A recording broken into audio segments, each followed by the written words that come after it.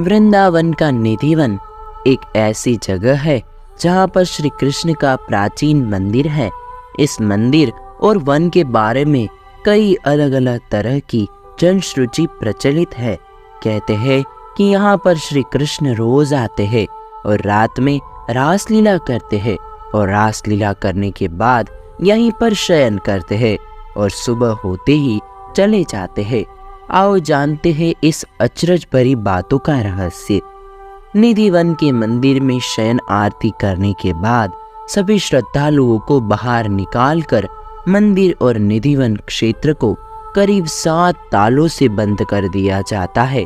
ताला बंद करने के पहले मंदिर के गर्भगृह में भगवान के लिए नीम की दातुन, पान का बीड़ा, लड्डू और श्रृंगार का सामान रख दिया जाता है। रात में यहाँ कोई नहीं आता है, लेकिन फिर भी आश्चर्य कि 7 तालों में बंद मंदिर को जब सुबह खोला जाता है तो पान का बीड़ा चबाया हुआ, दातुन की हुई, लड्डू खाया हुआ और श्रृंगार का सामान बिखरा हुआ मिलता है। कहते हैं कि इस मंदिर के दरवाजे अपने आप ही खुलकर बंद हो जाते हैं, लेकिन यह किसी ने देखा नहीं। हालांकि लोग इस संबंध में अपने अनुभव जरूर बताते हैं। मान्यता अनुसार इस मंदिर को तानसेन के गुरु संत हरिदास ने अपने भजन से राधा कृष्ण के युग्म रूप को साक्षात प्रकट किया था। यहाँ कृष्ण और राधा विहार करने आते हैं। यहीं पर स्वामी जी की समाधि भी बनी है। रात को यहाँ पर कोई नहीं जाता है। कहते हैं कि जिसने भी यहाँ पर रात को रुककर इस रहस्य को जानने का प्रयास किया वह सुबह बेसुध और बेहालत में मिला। 2 या 3 दिन बाद उसकी मौत हो जाती है। शाम के बाद यह मंदिर बंद हो जाता है और यह भी कहा जाता है कि अगर यहाँ कोई छिपकर रासलीला देखता है तो वह अगले दिन पागल हो जाता है। रात में यहाँ कोई भी नहीं रुकता है। स्थानीय लोगों के अनुसार ऐसा बरसों से होता आ रहा है। कुछ लोग इसे अंधविश्वास मानते हैं और कुछ लोग इसे श्री कृष्ण का चमत्कार। हालांकि सच क्या है यह तो शोध का विषय है। यह भी माना जाता है कि इस मंदिर में भगवान श्री कृष्ण स्वयं रोज रात को खुद शयन करने आते हैं। उनके सोने के लिए मंदिर के पुजारी रोज पलंग लगाते हैं और जिस पर साफ सुथरी गादी एवं बिस्तर के ऊपर चादर बिछाते हैं। पान का बीड़ा, लड्डू और दातुन के साथ ही श्रृंगार का सामान रखते हैं।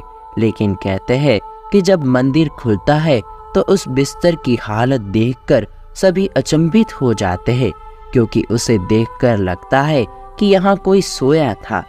सबसे आश्चर्य की बात यह भी कि यहाँ प्रतिदिन माखन मिश्री का प्रसाद चढ़ाया जाता है और जो बच जाता है उसे मंदिर में ही रख दिया जाता है, लेकिन सुबह तक वह प्रसाद भी समाप्त हो जाता है।